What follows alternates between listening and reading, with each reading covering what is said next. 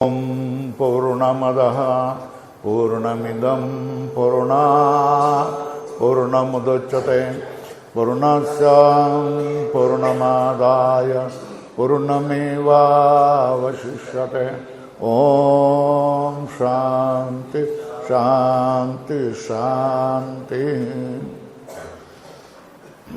महाराष्ट्राचं परमदैवत पंढरपूरचा पांडुरंग परमात्मा याला वंदन करतो। त्यांच्या प्रचारासाठी ज्यांनी आपली जीवन समर्पण केली त्या संत पुंडलिक महाराजापासून ज्ञानेश्वर महाराजापासून नामदेव एकनाथ महाराजापर्यंत आणि त्याच्याही पुढील सावतामाळी नरहरी सोनार महिलामधल्या जनीबाई मुक्ताबाई या सगळ्यांना संतांना मनपूर्वक नमस्कार करतो। इथे जे दैवत आहेत विठ्ठल रुक्मिणी आणि ज्ञानेश्वर महाराजांचा सहवास लागलेला जो पैस खांब आहे त्या पैस खांबालाही नमस्कार करतो आहे। आपण जे भाविक भक्त या ठिकाणी आलेले आहेत सफेद वेशामध्ये ते पाहून मला एकदम वैष्णवांचा मेळा जमल्यासारखं वाटतंय। इथे कोणी एक तरी सापडलंच नाही ना, एक तरी सापडलंच। मी म्हटलं आनंद झाला होता की न सांगता न करता वैष्णवांचा मेळा या ठिकाणी सापडलेला आहे। वैष्णव मंडळी भेटली का आपल्या गावातली मंडळी आली, माहेरची मंडळी आल्यासारखं वाटतंय। त्यांचं दर्शन झाल्यानंतर अंतरंगामध्ये स्फुरण होतं, हर्ष होतो। तेव्हा तुम्हा सगळ्या लोकांचं हे दर्शन पाहून आम्हाला आनंद झालेला आहे। माय माऊल्या नेहमीच आईच्या प्रेमाने सर्वत्र हजर असतात। फक्त या ठिकाणी पुरुषांची संख्या आज मला जास्त दिसते। अजूनपर्यंत जिथे जिथे मी गेलो त्या ठिकाणी 3 भाग महिला आणि 1 भाग पुरुष असं सगळं दिसत होतं। आज 3 भाग पुरुष आणि 1 भाग महिला आहेत। असू द्यात, काहीतरी अडचण असतील, घरची कामं असतील, असू द्यात। सगळ्या लोकांना नमस्कार, मनपूर्वक नमस्कार। तुमच्या दर्शनाचा योग आल्याबद्दल आनंद आहे। साधू संत मंडळींचं दर्शन झालं। दत्त संस्थानचे महाराज प्रकाशानंद गिरी बरोबर आहे का, इथेही आलेले आहेत। शिवाय माझ्याकडे शिकलेले साधक झाले होते जे होते आणि नंतर मोठे झालेले आहेत। प्रत्येकाने आश्रम सांभाळलेला आहे आणि धर्माचा आणि देवाचा प्रचार करत आहे आणि सगळ्या जणांच्या मनामध्ये हे गुरुकुल किंवा वारकरी शिक्षण संस्था चालवण्याची योजना आहे आणि प्रयत्नही करतायत। माझ्याकडे जी माणसं शिकलेली आहेत त्यांना माझं सांगणं असतं की बाबांनो, माऊलीचा आपणाला आदेश आहे, आज्ञा आहे, हुकूम आहे की परमार्थ सिद्धी चौथी घेऊन या आपुल्या हाती, रेगाला भक्तिपंथी जगात देतो। याप्रमाणे आपण प्रयत्न करून साध्य करून परमेश्वराच्या कृपेने मुक्त झालेलो असू तर आपला ज्ञानेश्वर माऊलीची आदेश आहे परमार्थ सिद्धी चौथी म्हणजे मोक्षाचं तुम्हाला मिळालेलं आहे, घेऊन या आपुल्या हाती। आपल्या हातामध्ये जसं आपण पुस्तक धरतो तशा तऱ्हेने मोक्ष आपल्या हातामध्येच आहे। म्हणजे करतळावर आवळा ठेवल्यानंतर त्याचा जसा प्रत्यक्ष आपणाला अपरोक्ष होतो तशाच तऱ्हेने मी मुक्त आहे अशा तऱ्हेने साक्षात्कार होणं यालाच म्हणतात का परमार्थ सिद्धी चौथी घेऊन या आपुल्या हाती, रिगाला भक्ती संपांती। रिगणं म्हणजे काय, दाटीवाटी असली तरी आपण काय करत असतो, जागा नसली तरी बाजूला करून ढकलून काय करतोय, रिकतो गर्दीच्या ठिकाणी, गाडीमध्ये बसमध्ये रिकतो. तशा तऱ्हेने काय सांगितलेलं आहे, तुला भक्त लोकांनी ढकललं, इथे येऊ नको म्हणून सांगितलं, तरी तू काय कर, जबरदस्तीने जाऊन घुस. कोणांमध्ये?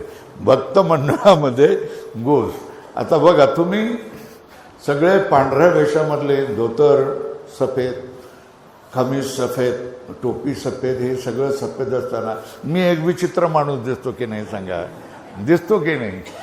तर मग यालाच म्हणणं काय म्हणतात की जबरदस्तीने घुसा आणि त्या ठिकाणी भक्त लोक असतात, त्या भक्त लोकांमध्ये त्यांना समजेल अशा भाषेमध्ये जी मोक्षाची सिद्धी तुला मिळालेली आहे ती सिद्धी तू त्या लोकांना सांग. हे आपल्या सगळ्या साधकांना आज्ञा आहे. असं नाही तुम्ही बंधमुक्त झालात, मोक्ष मिळाला म्हणजे तुम्ही बर्फामध्ये जाऊन गुफेमध्ये गाडून घ्या स्वतःला आणि त्या बर्फामध्ये मरून जावा, नाही तर गंगेमध्ये वाहून जावा, असं सांगितलेलं नाही आहे. ज्ञानेश्वर माऊलीने सांगितलेलं आहे तुम्ही जावा. तुम्हाला हिमालयामध्ये यावं लागलं असेल, पण तुम्ही आता वैष्णवाचा जो गड आहे, तो गड कुठला आहे? महाराष्ट्र आहे, प्रांत आहे. त्या वैष्णवांच्या गडामध्ये जा आणि तिथे काय ही मोक्षसिद्धी तो दाखवून दे. असू द्यात, बाकीचा सर्व फापट पसारा बाजूला करून सरळच्या सरळ आपण प्रश्नाला भिडूया. इकडचं तिकडचं बोलण्यापेक्षा काही संतांच्या एखाद्या अभंगाला धरून बोललं तर काय हरकत नाही ना, चालेल ना? काय त्याला धरून बोलूया, प्रयत्न करतोय. मी काही त्याच्यामधला कुशल नाही. माझ्याकडे शिकून ही सगळी मंडळी कुशल झाली असं म्हणा, किंवा जी मूळताच कुशल होती असं म्हणा.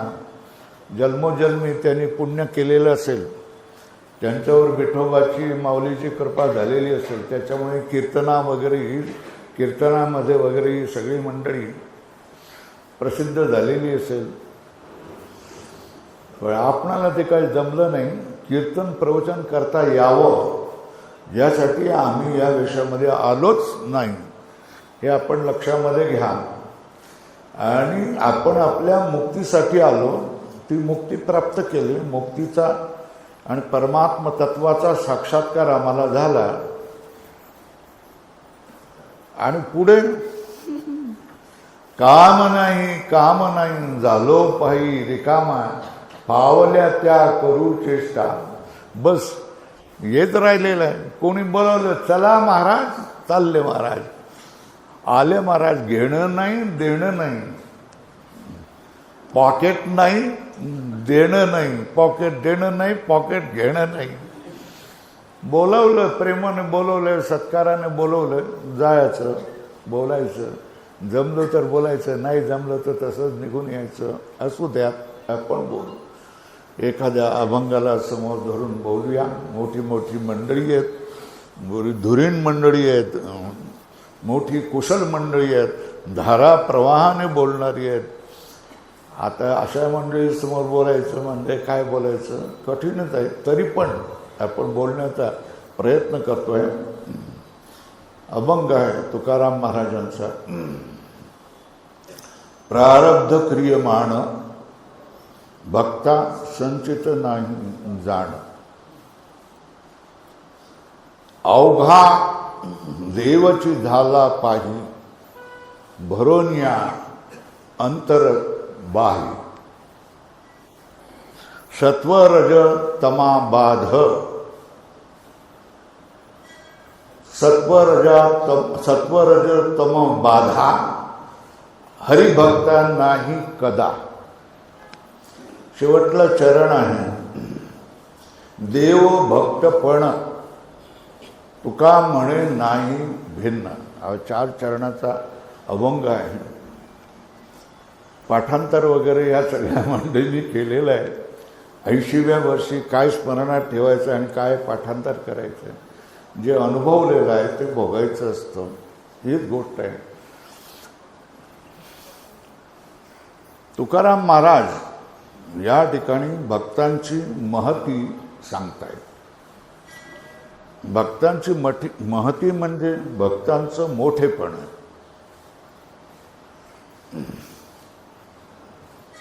देव भक्तच हा देव भक्ताला समजू शकतो, संतच संताला समजू शकतो, जाणू शकतो. तुकाराम महाराजांनी भक्ताचं मोठेपण आपल्या समोर ठेवलेलं आहे. भक्ताचं मोठेपण सांगण्याची जरुरी काय प्रश्न आहे. कारण भक्त हा स्वयंभू आहे. तुम्ही कोणीतरी त्याचं मोठेपण सांगावं यासाठी तो भक्ती करत नसतो. तर मग कशासाठी करत असतो? भक्ताची स्तुतीसाठी तो भक्ती करत नसतो. तो भक्त भक्ताने देवाचं मोठेपण जाणलेलं असतं. देव हा आपल्यापेक्षा मोठा आहे आणि देव हा या सृष्टीचा पालनकर्ता आहे, स्रष्टा आहे, स्थितीकर्ता आहे, पालनकर्ता आहे. देव या संपूर्ण जगताचा आदी कारण आहे, निमित्त कारण आहे आणि विवर्त उपादान कारण आहे. शब्द नाही समजले तरी काय हरकत नाही. साधकांना कळतात, बाकीच्यांना नाही कळली तरी त्याच्यामध्ये फार मोठा फरक नाही पडत आहे. संपूर्ण जगताचं निमित्त कारण आणि उपादान कारण हा देव आहे, हे ज्याला समजलेलं आहे. आणि संसाराचं ज्याला स्वरूप समजलेलं आहे की संसार हा आपणाला दिसतोय, खरा वाटतोय, पण तो आपणाला नागवतोय, उघडा करतोय, नागवतोय, ठकवतोय आणि अनंत क्लेश आपणाला देतोय. हे प्रपंचाचं स्वरूप देखील त्या भक्ताला कळलेलं आहे. आणि हे ज्याला कळलेलं आहे त्याला या संसाराच्या पलीकडचं जे आदी कारण आहे तेही हळूहळू कळायला लागतं. साधू संताच्या बैसता संताचे संगती कळो आले कमळापती, हे तुकाराम महाराज आपणाला सांगतात. थोडक्यात काय, साधू संतांच्या सहवासामध्ये बसल्यानंतर आपल्याला देवाचं स्वरूप कळतं, संसाराचं स्वरूप कळतं आणि आपलं स्वतःचंही स्वरूप कळत असतं. तेव्हा ज्याने भगवंताला आपल्या संपूर्ण जीविताचं भांडवल मांडलेलं आहे, त्यांचा अवघा देव भांडवल, अशा तऱ्हेचं एक असेल, चुकीचं असेल तर मला क्षमा करा. भक्तांचं सगळं भांडवल हा देवच झालेला असतो. भांडवल म्हणजे पुंजी, ज्याच्या पुंजीवर जो जगतो, मोठेपण मिळवतो त्याला भांडवल किंवा पुंजी म्हणतात. भक्ताचं सगळं बळ हे देवच असतो. बळीवंताचे अंकित आम्ही झालो बळीवंत, अशा तऱ्हेने त्याला काय असते, अनुभूती आलेली असते. जगामधल्या कोणाच्या तरी आमदार खासदार असतील, इथे कोणी हजर असतील तुम्हाला माफ करा, तर आमदार खासदाराच्या किंवा सरपंचाच्या किंवा जिल्हा परिषदेच्या मेंबरच्या किंवा साखर कारखान्याच्या अध्यक्षाला दाढीला हात लावण्यापेक्षा देवाचा दास बनणं, देवाच्या चरणावर डोकं ठेवणं, हे ज्याला कळलेलं आहे, समजलेलं आहे. जगामधल्या प्रत्येकाचं दासत्व आपण केलेलं आहे. नवरा बायकोचं दास्य करत असतो, बायको नवऱ्याची दास्य करत असते, मुलगा वडिलांचं दास्य करत असतो, मुलाचं वडील दास्य करत असतो, भाऊ बहिणीचं दास्य करत असतो, बहीण भावाचं दास्य करत असतो, मालकाचं दास्य मजूर करत असतो, मजुराविना मालक घायकुतला येत असतो. शेवटी जिथे जिथे मजूर येतो का बाबा रे, आज तरी येणारे, एखादा दिवस तरी येणारे, कोण दास कोणाचा आहे? मजुराचा दास कोण झालेला आहे? मालक झालेला आहे. तेव्हा हे जगामध्ये दास्यपणा करून करून जो माणूस विटलेला आहे, काय झालेला आहे?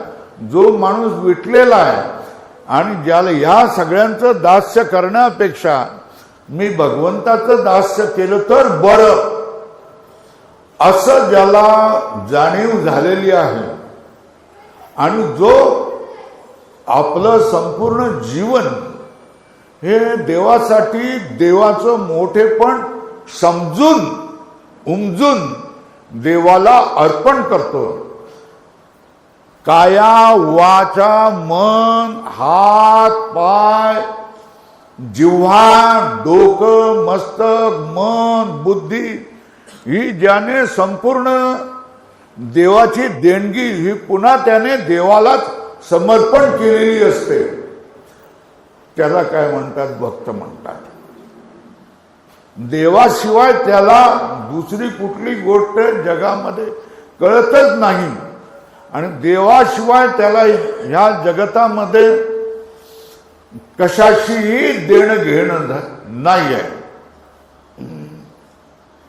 त्याचा सगळं सर्व भावाने तो देवच झालेला असतो, देवरूपच झालेला असतो, देवाला वाहिलेला असतो आणि देवाला वाहिलेला असल्यामुळे तोही स्वतः काय झालेला असतो? देवरूप झालेला असतो. बरोबर आहे. अशा भक्ताचं मोठेपण त्याच तोडीचे असणारे तुकाराम महाराज सांगतायत. तुकाराम महाराज भक्तांचं मोठेपण सांगतायत.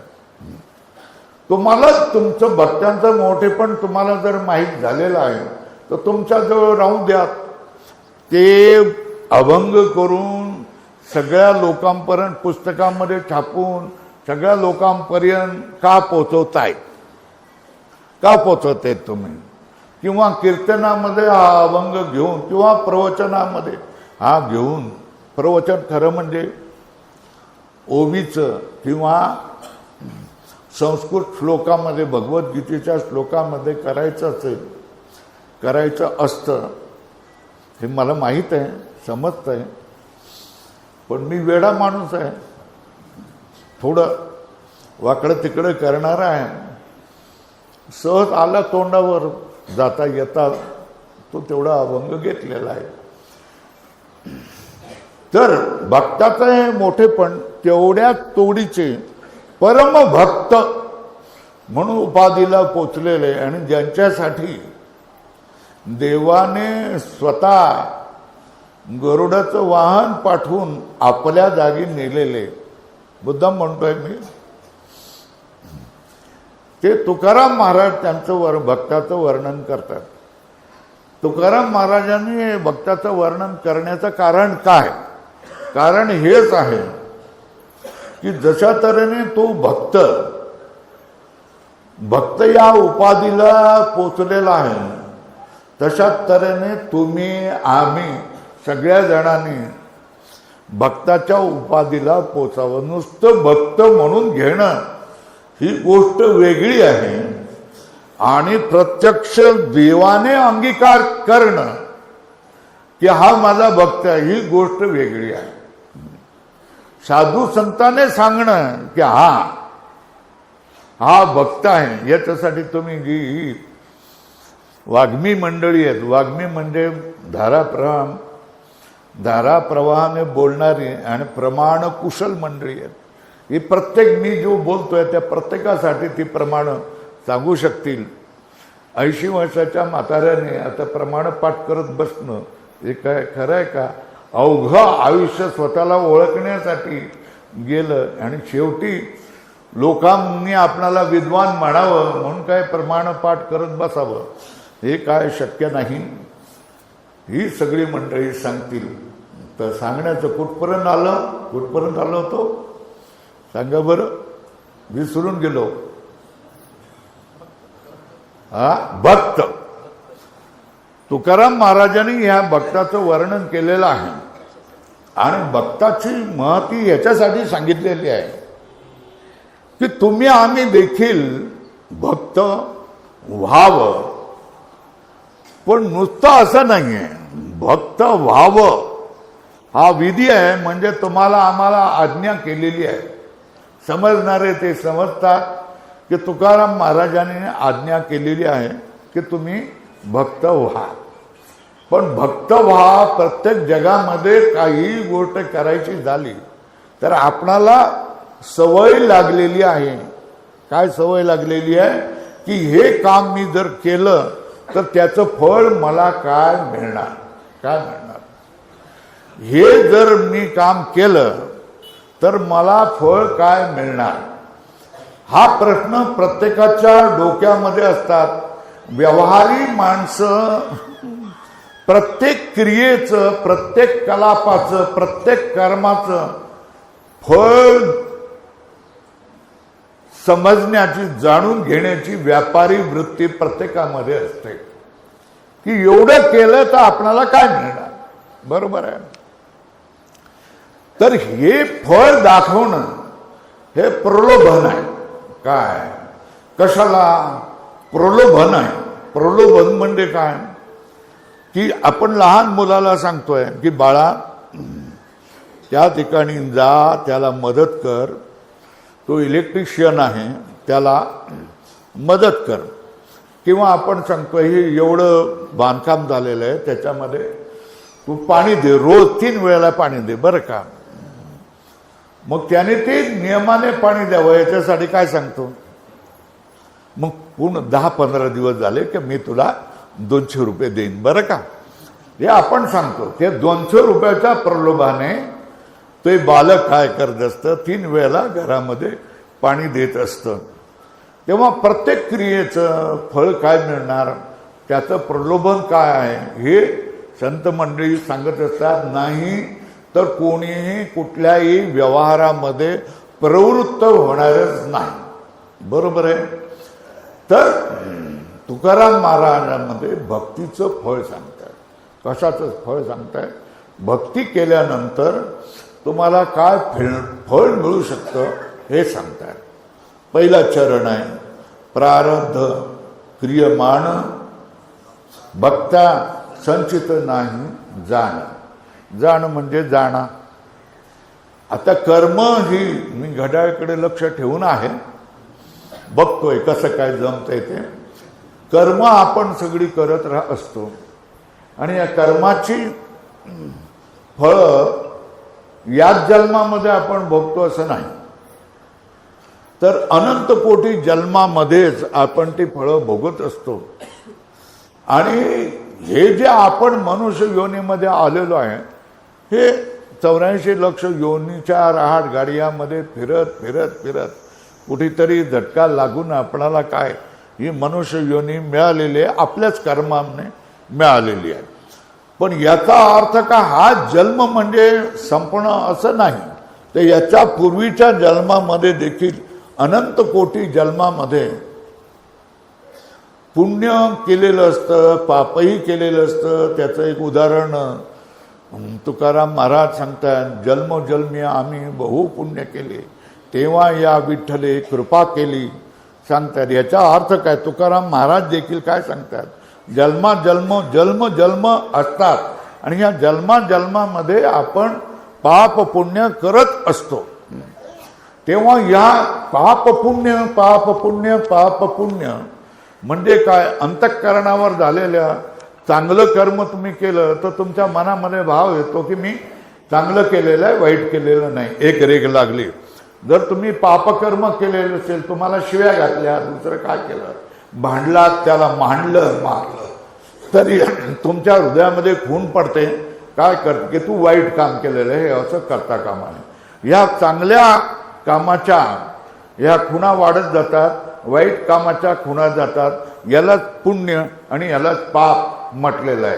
पाप आणि पुण्य हे अंतःकरणामध्ये झालेले संस्कार आहेत. अंतःकरणाची अवस्था आहे वेगवेगळ्या तऱ्हेने, आणि हे संस्कार तुमच्या अनंत कोटी जन्मामधून झालेले असतात. अनंत कोटी जन्मामधून जे संस्कार झालेले असतात त्याचा एक, जशा तऱ्हेने विटा कुठेतरी पटलेल्या असतात आणि बांधकाम असतं, त्यावेळेला आपण काय करतो, इकडच्या एक बाई विटा आणून तिथे टाकते, मग दुसरा मुलगा आणून टाकतो, मग तिसरा आणून टाकतो, आणि मग विटाचा असा ढिगारा बनतो. तशाच तऱ्हेने आपण जन्मोजन्मी केलेले आहेत त्या पाप आणि पुण्याचा, कर्माच्या संस्काराचा एक ढिगारा बनतो. काय बनतोय? ढिगारा बनतो. या ढिगाऱ्याचं नाम आहे संचित कर्म. काय याचं नाव काय? संचित कर्म. बरोबर आहे ना? ज्या वेळेला हे संचित कर्म असतं, जशा तऱ्हेने आपणाला आपल्या घरामध्ये डाळीचं पोतं आहे, ह्याचं तांदळाचं पोतं आहे, ह्याच्या बाकीच्या ह्याच्यामध्ये लवंग, मिरी, दालचिनी असे मसाले भरलेले आहेत, तेलाचा तुम्हाला तुमचा डबा आहे. हे सगळं तेल, सगळं तांदूळ तुम्ही वापरत नाही.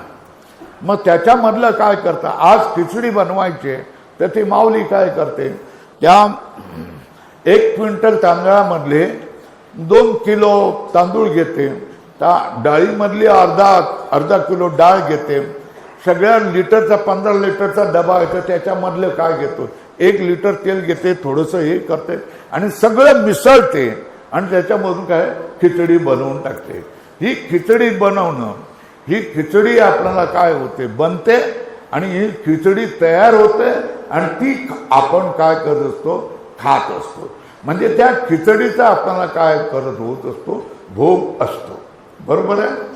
आता अशा तऱ्हेने संचित कर्म जी तुमची भरलेली आहे, ढिगारा पडलेल्या आहे, त्या ढिगाऱ्यामधून काही कर्म अशी एकत्र येऊन तुम्हाला जे ही योनी प्राप्त झालेली आहे, जो तुम्हाला भोग प्राप्त झालेला आहे, जाती जी मिळालेली आहे, जेवढं आयुष्य मिळालेलं आहे, जेवढा भोग मिळालेला आहे, याला म्हणतात प्रारब्ध. काय म्हणतात? याला काय म्हणतात? प्रारब्ध. प्रारब्ध म्हणजे काय? संचित कर्मामधली जी कर्म एकत्र येऊन त्याने तुम्हाला विशिष्ट जाती, विशिष्ट आयुष्य आणि विशिष्ट भोग दिलेला आहे, त्याला काय म्हणायचं? प्रारब्ध कर्म. बरोबर आहे?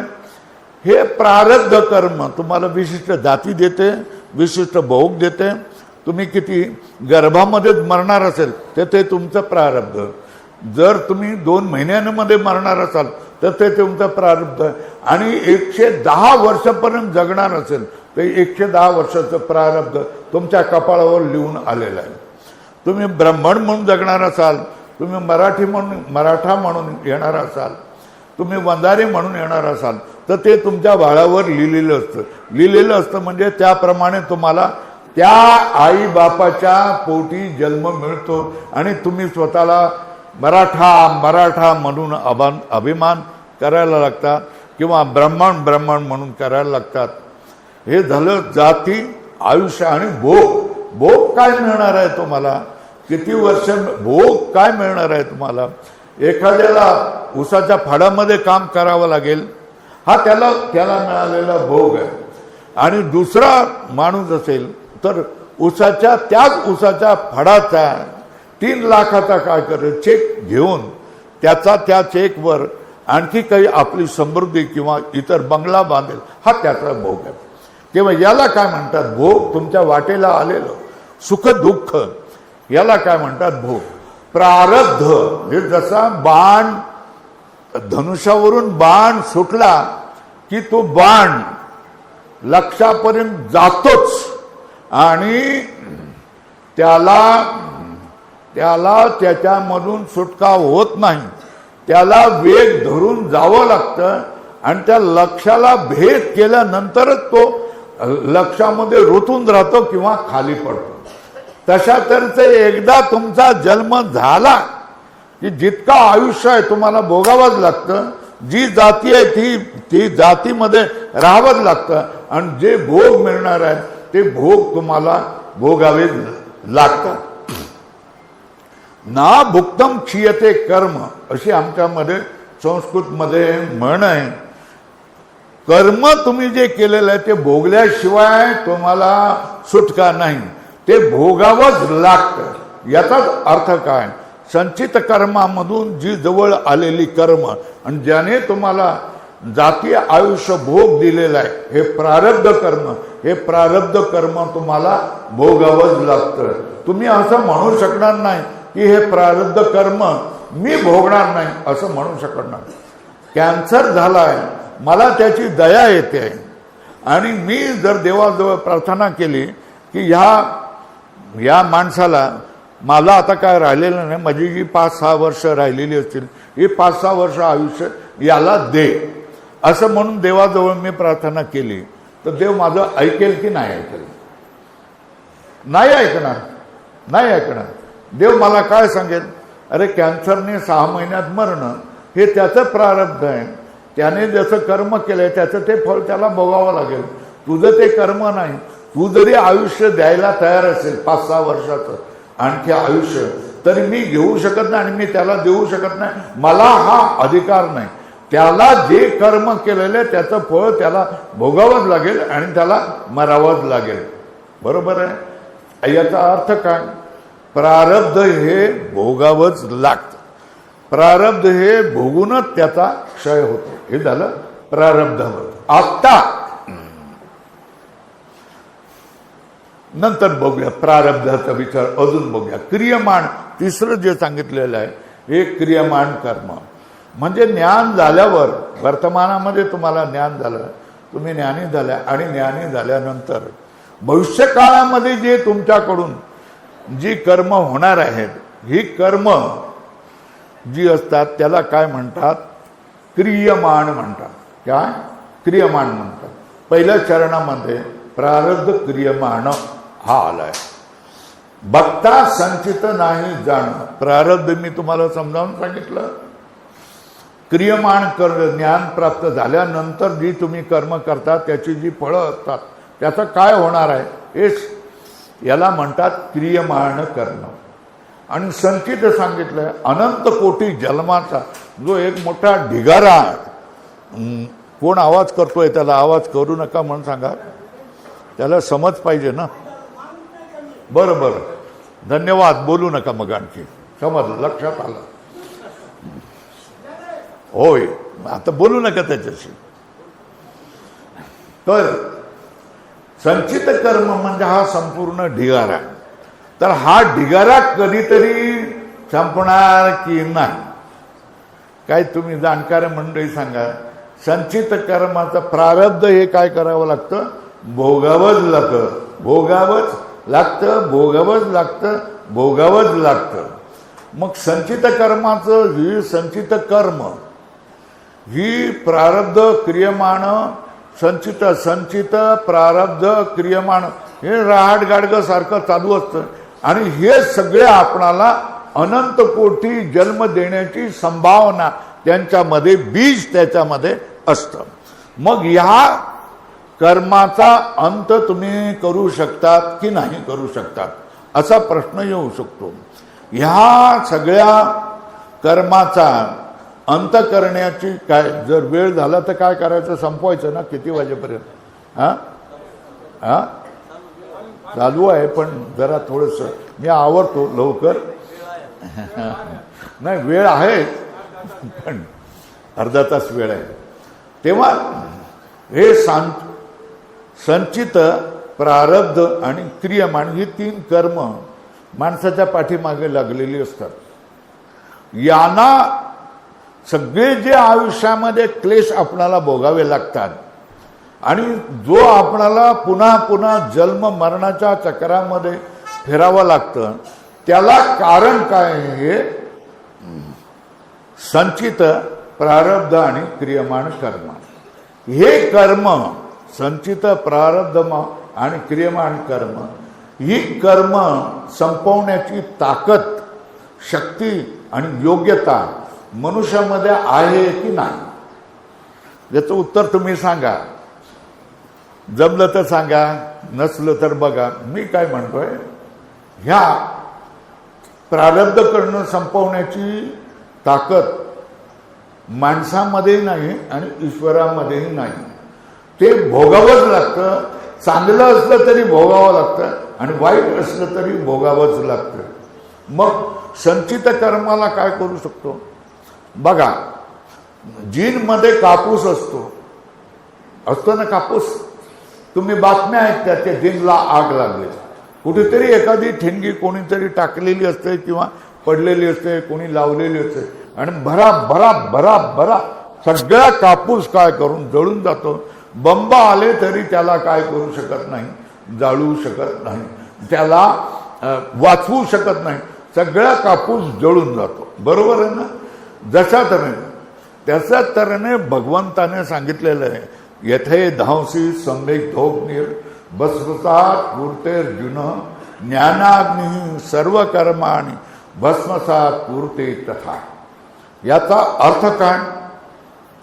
अत्यंत प्रदीप्त झालेला जो अग्नी जशा तऱ्हेने सगळ्या लाकडांना जळून टाकतो, तशाच तऱ्हेने ज्ञानरूप जो अग्नी आहे, हा ज्ञानरूप अग्नी सगळ्या कर्माला, संचित कर्माला जळून टाकू शकतो.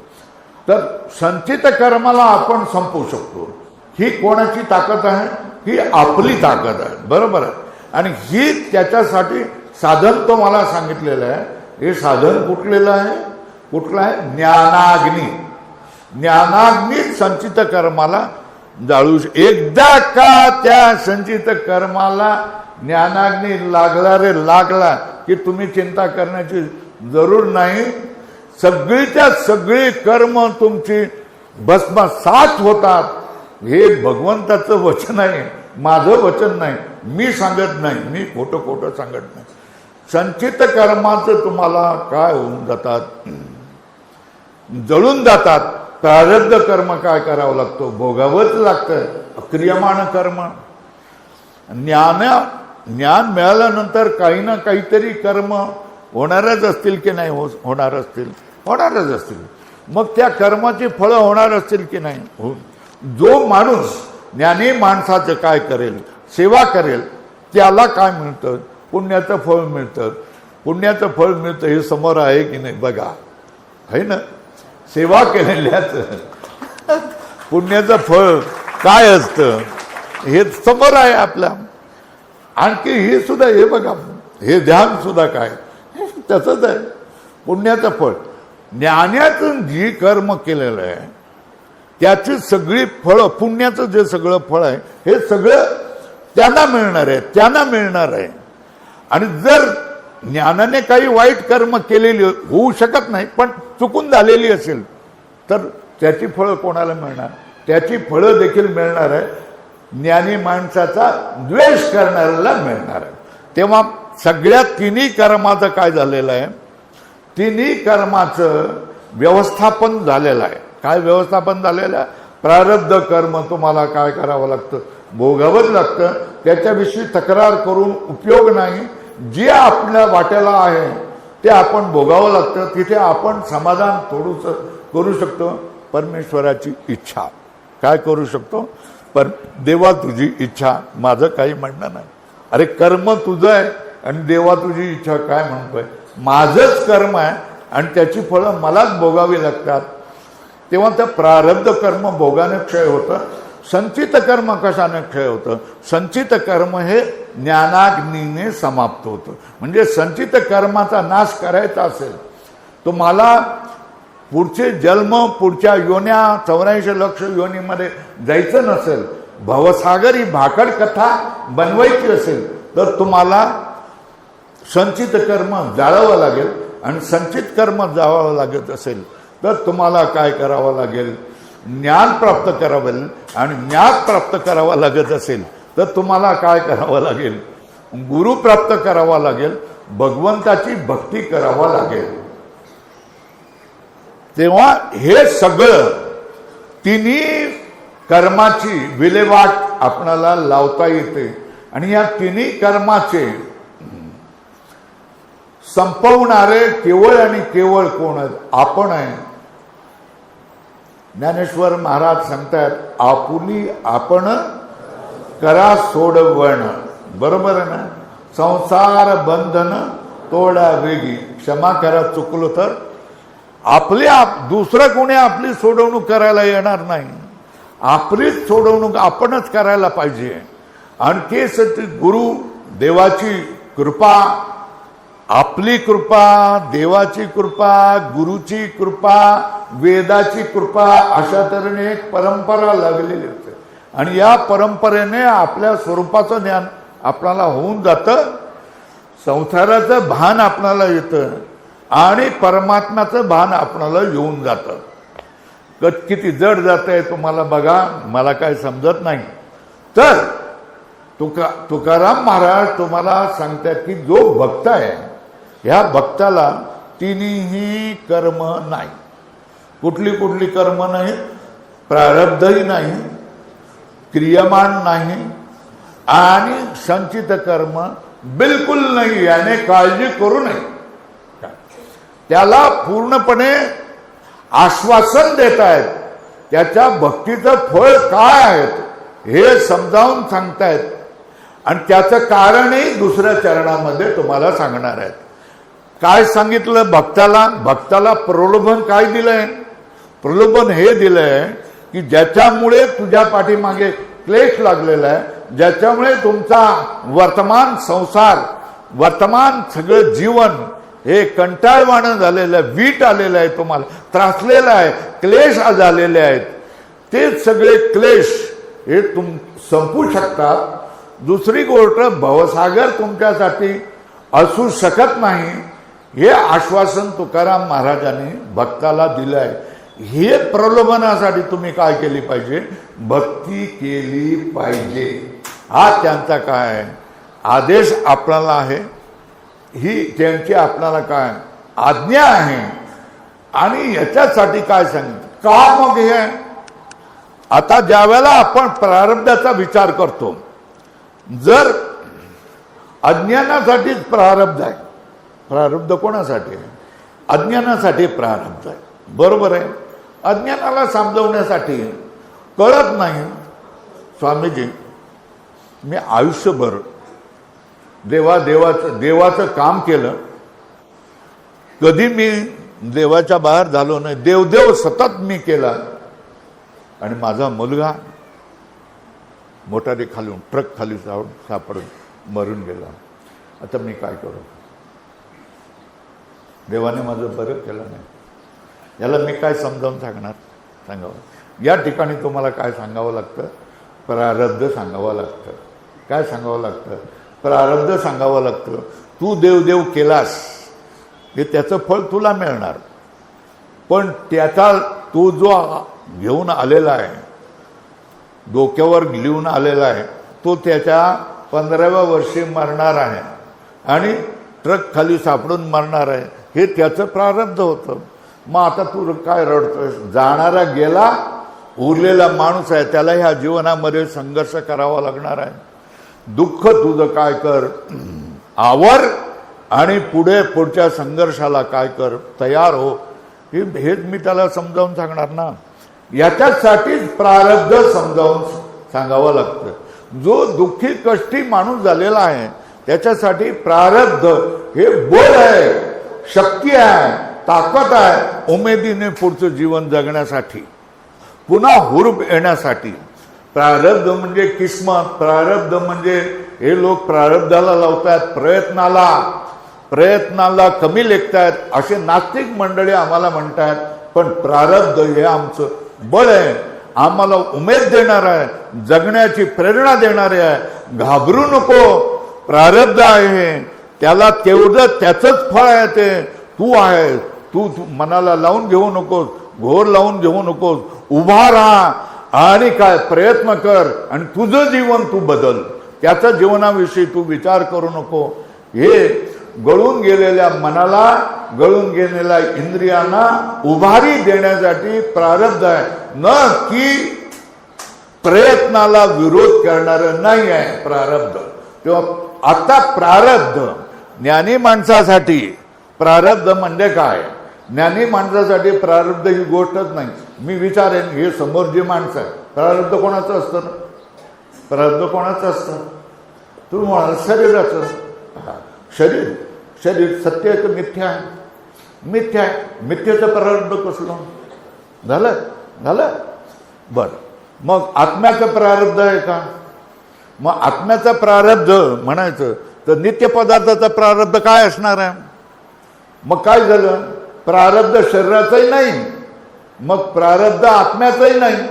या दोन गोष्टीपेक्षा आणखी कोणाचं प्रारब्ध असणार मला सांगा? मग प्रारब्ध ही काय? ही कल्पना आहे. कोणासाठी? अज्ञानी माणसाला जो क्लेशाने आणि दुःखाने घायल झालेला आहे त्याला समजावून सांगण्याची एक कल्पना शास्त्राने केलेली आहे की हे आपलं प्रारब्ध आहे. प्रारब्ध ही काही गोष्ट नाही आहे. तुम्ही म्हणाला नास्तिक माणूस आहे, काहीतरी आम्हाला उलट सुलट सांगतोय म्हणून. हे कधी आपण ऐकलेलं नाही आहे, पण जी वस्तुस्थिती आहे मी तुम्हाला सांगतो. प्रारब्ध कोणासाठी नाही? ज्ञानी माणसासाठी नाही. बरोबर आहे. आता बघा, पहिल्या चरणामध्ये काय सांगितलं? प्रारब्ध क्रियमाण भक्ता संचित नाही जाण. संचित जो भक्त आहे क्रमाने काय होणार आहे? ज्ञानीच होणार आहे. काय होणार आहे? भक्त म्हणजे काय? तो भगवद्गीतेमध्ये सांगितलेला ज्ञानी भक्त आहे. कोण आहे? आता तो ज्ञानी भक्त आहे कसा आहे हे चौथ्या चरणामध्ये तुका म्हणे सांगितलं. देव भक्त पण तुका म्हणे नाही भिन्न या चौथ्या चरणामध्ये सांगितलेलं आहे की तो जो भक्त आहे भगवद्गीतेमध्ये सांगितलेला, भगवद्गीतेमध्ये ज्याचं वर्णन महत्ता सांगितलेलं आहे तो ज्ञानी भक्त या ठिकाणी तुकाराम महाराजांच्या समोर आहे. आणि तुकाराम महाराज पहिल्या चरणामध्ये सांगतात, काय सांगतात?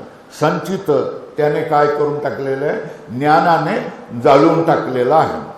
क्रियमाण जर झालं तर त्याचे शिष्य आणि त्याचे द्वेष करणारे लोक फळे घेऊन जातील. हा रीताचा रीता. आणि मग प्रारब्धाचं काय? प्रारब्ध त्याला भोगावंच लागेल. मग तो काय करेल? तेच काम नाही झाला पाहिजे रिकामा, फावल्या त्या करू चेष्टा, याप्रमाणे काय करेल? भगवंताचं नामस्मरण करत राहील, सवय लागलेली आहे म्हणून. नाहीतर मग वेदांताचे पाठ चालवत राहील. नाहीतर मग काय करेल? लोकांना अभंग शिकवत राहील. काहीतरी फावल्या का ज्या समोर आल्या त्या गोष्टी तो करत राहील. पण त्याला भक्ताला काय? प्रारब्ध क्रियमाण दोन्ही नाही आणि संचित पण नाही हे आश्वासन दिलेलं आहे. त्यांना घाबरण्याचं कारण नाही. आता हे का? भक्ताला प्रारब्ध क्रियमाण नाही आणि संचित पण नाही हे का? त्याचं कारण काय? दुसऱ्या चरणामध्ये सांगतात. काय? अवघा देवची झाला पाही भरून या अंतरबाई. बरोबर आहे. संपूर्णपणे काय केलं? तो देवच झालेला आहे. तुकाराम महाराज सांगतायत की तो दिसतोय, 2 पायाचा 2 हाताचा माणूस रूपाने दिसतोय, विचार करणारा दिसतोय. पण तो कोण आहे? तो आज बाहेर सगळा देवच झालेला आहे. आज बाहेर देव झालेला आहे म्हणजे काय? स्वतःला परिच्छिन्न म्हणजे काळाचा ज्याला घेरा पडलाय, ज्याला दिशेचा घेरा पडलेला आहे, ज्याला देशाचा घेरा पडलेला आहे त्याला काय म्हणतात? परिच्छिन्न वस्तू म्हणतात. ह्या सगळ्या गोष्टी काय केल्या? परिच्छिन्न वस्तू आहेत. सगळ्या जितक्या अवघ्या गोष्टी आहेत मायेतून निर्माण झालेल्या आहेत या सगळ्या गोष्टी परिच्छिन्न आहेत. तो काय म्हणतोय? त्याची व्यापकता एवढी आहे. अवघा देवाची झाला पाही. अवघा म्हणजे का? संपूर्णपणे आतून बाहेरून. आणि पुन्हा ते समजा अंतरबाई सांगितलंय. भरून या अंतरबाई. आत आणि बाहेर हे भक्त कसा काय बनू शकेल? भक्त तो 2 पायाचा 2 हाताचा दिसतोय, त्याचं 5 फूट 9 इंच दिसतोय, तो संपूर्णपणे कसा होईल? अहो, हे आपलं व्यापकपण समजण्याचं आहे ना. कसं? मी जर देह आहे असं जर तुम्ही समजलात तर तुमची उंची किती? 5 फूट 9 इंच, 4 फूट 7 इंच, 6 फूट, याच्यापेक्षा नाही आहे. तुम्ही परिच्छिन्न झाला. तुम्ही देह हा काय झाला? देहाला कालाचा वेढा आहे, देशाचा वेढा आहे, वस्तूचा वेढा आहे, ती परिच्छिन्न वस्तू आहे. तुम्ही स्वतःला परिच्छिन्न मानलं की तुम्हाला या सगळ्यांनी घेरलं. कोणी? देव, देश, काल आणि दिशा या सगळ्यांनी तुम्हाला आणि दुसऱ्या वस्तूने घेरलं. तुम्ही परिच्छिन्न झाला. तुम्ही व्यापक होऊ शकत नाही. आकाश कुठे आहे? मी म्हणेन कुठे नाही. सांगा मला, काय आकाश कुठे आहे? कोणी प्रश्न विचारला ते मी म्हणेन की कुठे नाही. माझ्या शरीरामध्ये आकाश आहे की नाही? नळ्यामध्ये आकाश आहेत की नाही? रोहिण्यामध्ये, नीलामध्ये, रक्तवाहिन्यामध्ये बघा, जरा डोळ्याकडे बघा. आकाश आहे की नाही? आकाश आहे. काय आकाश? माझ्या आतमध्ये आणि बाहेर आकाश आहे. का आकाश आहे? कारण ते व्यापक आहे. बरोबर. मग मी जो परिच्छिन्न आहे हा अपरिच्छिन्न कधी होईल? मी जो परिच्छिन्न आहे, मला जो देश काळाचा जो बांध आलेला आहे, हा बांध कधी जाईल? तेव्हाच जाईल ज्या वेळेला मी स्वतःला अपरिच्छिन्न म्हणण्याचा मी प्रयत्न करेन त्यावेळेला. पण परिच्छिन्न असताना अपरिच्छिन्न मानणं हा भ्रम नाही का? हे परिच्छिन्न असताना स्वतःला अपरिच्छिन्न मानणं हा भ्रम नाही का? तर त्याच्यासाठी तुम्हाला काय? बैसता संताचे संगती कळो आले कमळापती. त्याप्रमाणे कमळापती संताच्या संगतीमध्ये बसल्यानंतर सांगतात की बाबा रे, तू जो हा दिसतोयस ना, हा पिंड जो आहे, हा पिंड पंचमहाभूताचा आहे. कारण काय म्हणतो, आता काय होतंय, वेळ जवळजवळ आलेला आहे, त्याच्यामुळे आवर्त घेतो मी. पुढे तुमचे काहीतरी कार्यक्रम असतील, त्याला इलाज नाही, परत कधीतरी बघू. तेव्हा स्वतःला हा ज्या वेळेला हे आनंदित झाले, परत तेव्हा तरी बघू, म्हणजे परत येणार, पुढच्या वर्षी येणार असे बघूया. तर प्रश्न आहे की स्वतःला परिच्छिन्न असताना अपरिच्छिन्न मानणं ही किमया गुरु करू शकतो. केवळ तुम्हाला काय करू शकतो? गुरु शकतो, संत करू शकतो. हा काया पालक तुम्हाला गुरु शकतो.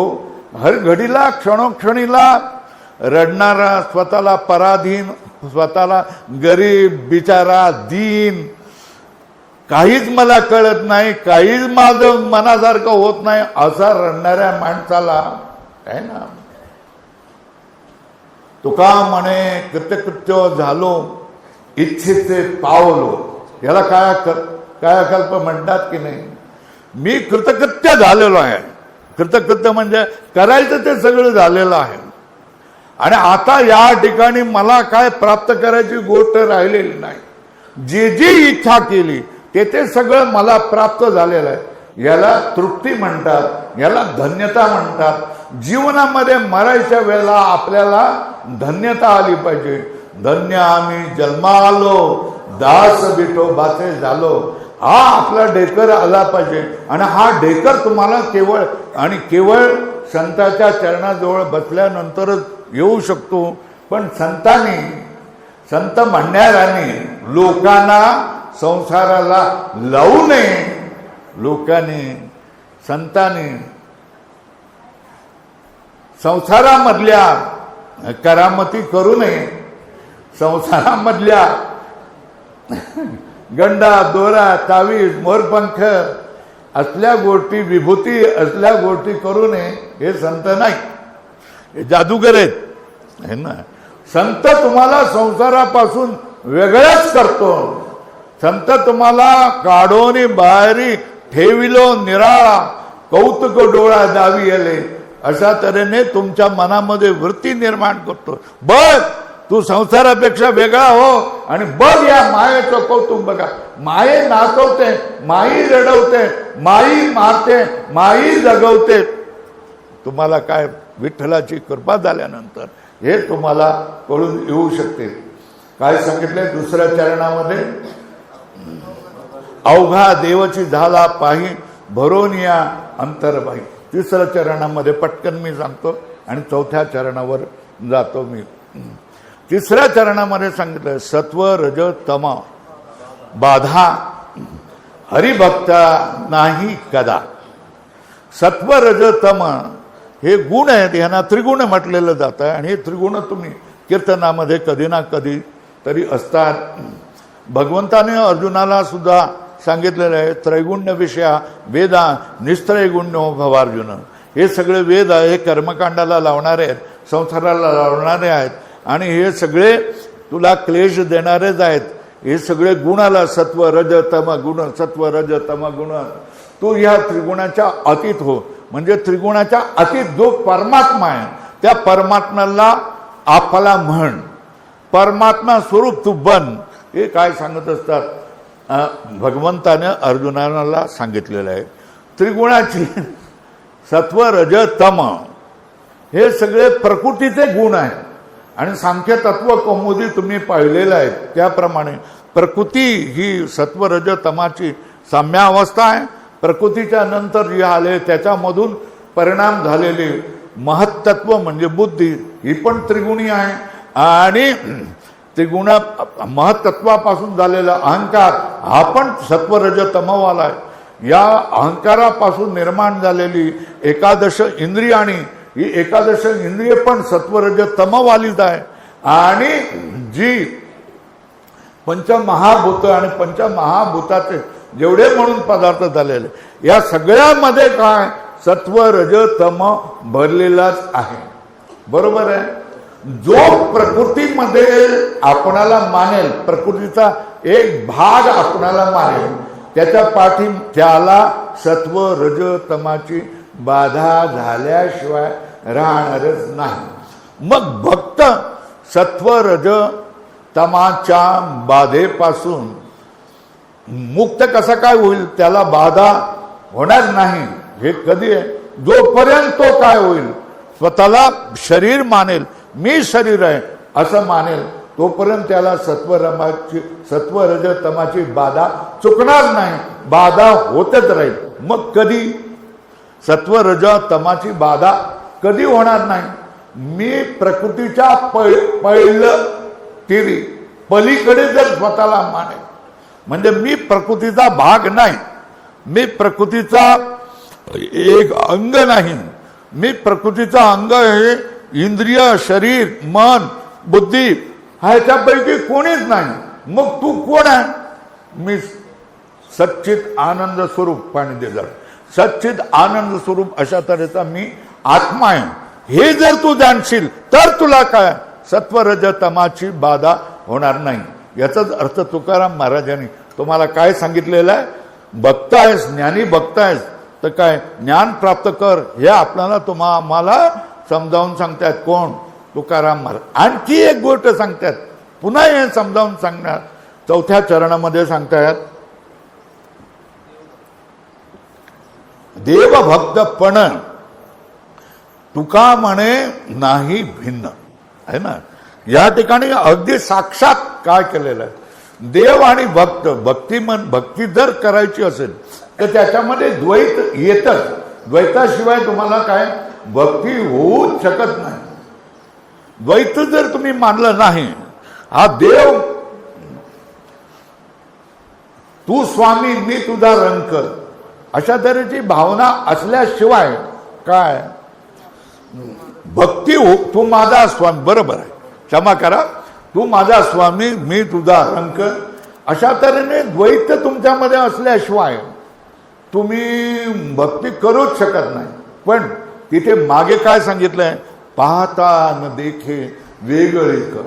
हे ना, पाहता म्हणजे काय, विचार जर करायला लागला, संतांच्या जवळ राहून तुम्ही जर विचार करायला लागला आणि निश्चय करायला लागला, तर हे देवपण आणि मी भक्तपण हे राहत नाही. देव आणि भक्तपण हे एक होऊन जातोय. देव परमेश्वर स्वरूप जातोय आणि देव भक्त स्वरूप होतो आणि भक्त देव स्वरूप होतो. या ठिकाणी आपण कल्पना केलेली आहे की देव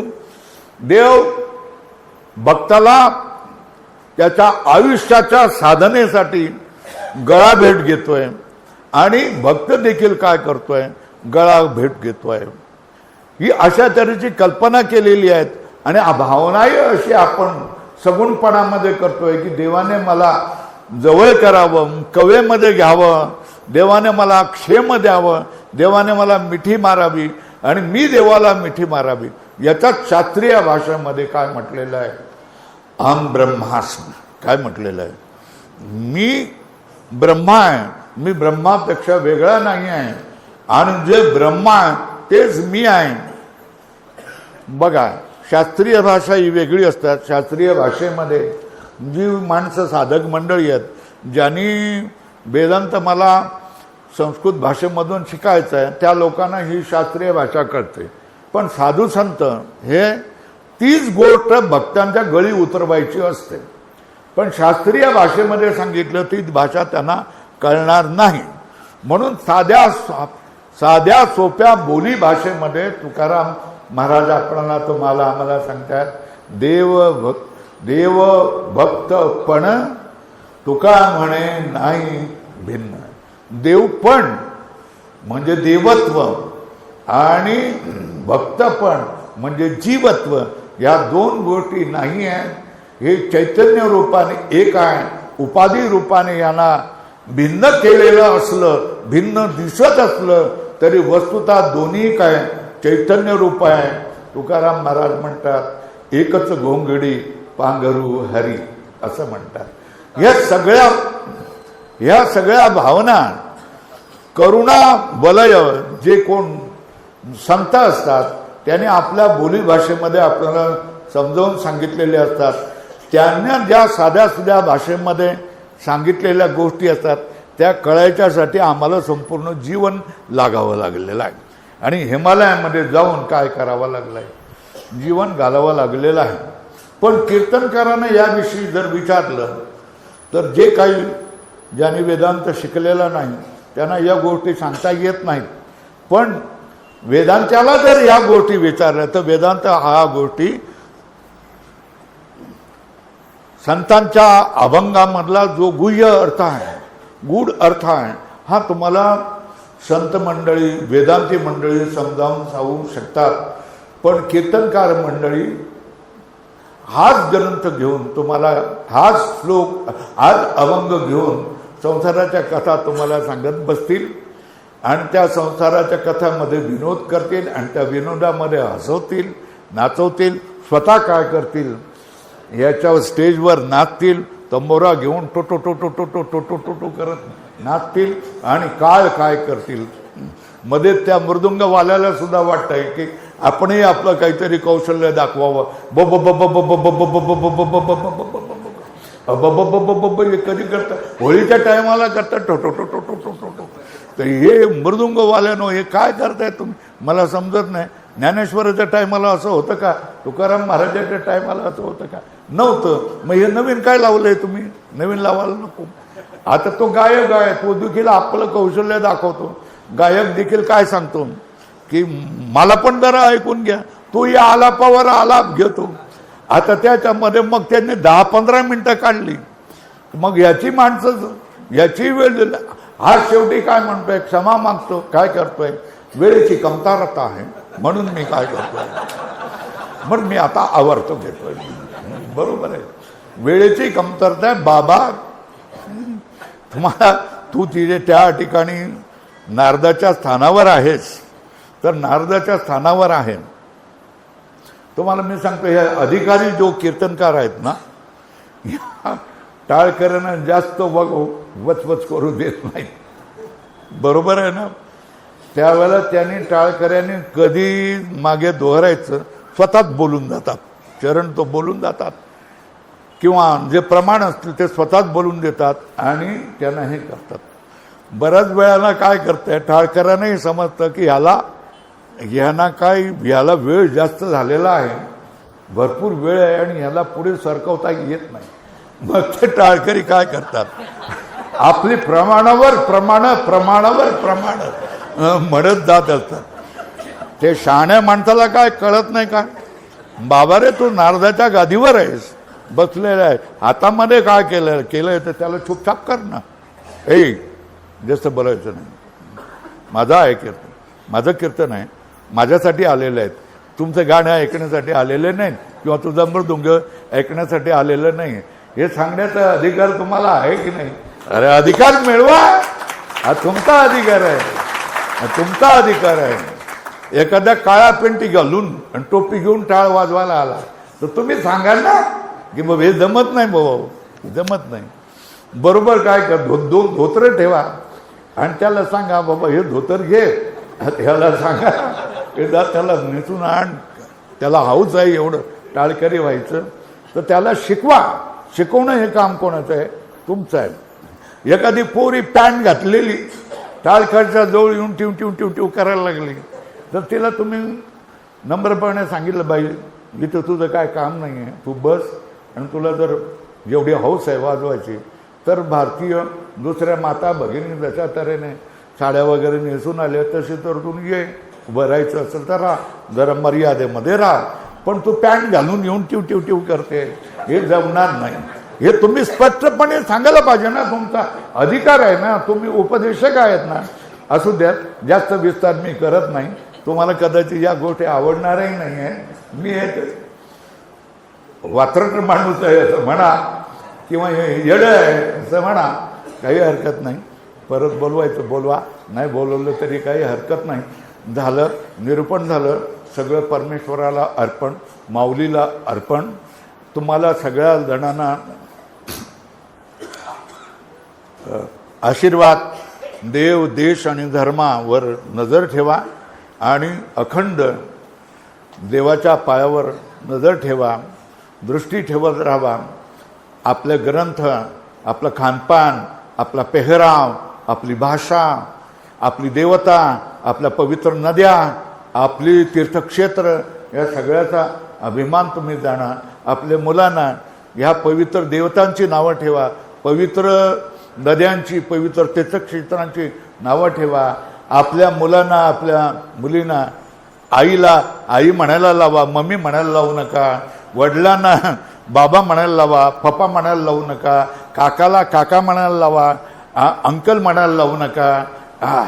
नंतर काकीला काकी म्हणायला लावा, आंटी म्हणायला लावू नका. आणि हे तुम्ही जरा तुमच्या हातामध्ये लोक ऐकतात, सगळं करतात, त्या लोकांना सांगा. तुम्ही तुमच्या नातवाला इंग्लिशमधला एखादं गाणं म्हणायला लावलं तर मला त्याचं महत्त्व नाही, खंडन करा.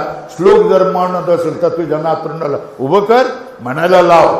हरिपाठाचा एखादा अभंग म्हणत येत असेल त्याला.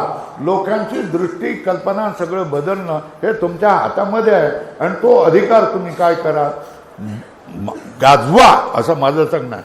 भजन्यांना मी सांगतोय तुमचा अधिकार गाजवा, मी भक्तांना सांगतोय तुमचा अधिकार गाजवा. आणि हे जे काय परमार्थामध्ये जी विटंबना होते, या विटंबनेचे तारणहार दुसरा देव नाही, दुसरं नाही, तुम्ही स्वतः कीर्तनकार आहेत, तुम्ही स्वतः भजने मंडळी आहेत, टाळकरी आहेत आणि तुम्ही स्वतः भक्त मंडळी आहेत. आज तुम्ही इकडच्या तिकडच्या भागामध्ये मठाविषयीची प्रकरणं तुम्ही ऐकतायत आणि ती किती विटलेली आहेत मंडळी, हे सगळं तुमच्यामध्ये येत आहेत.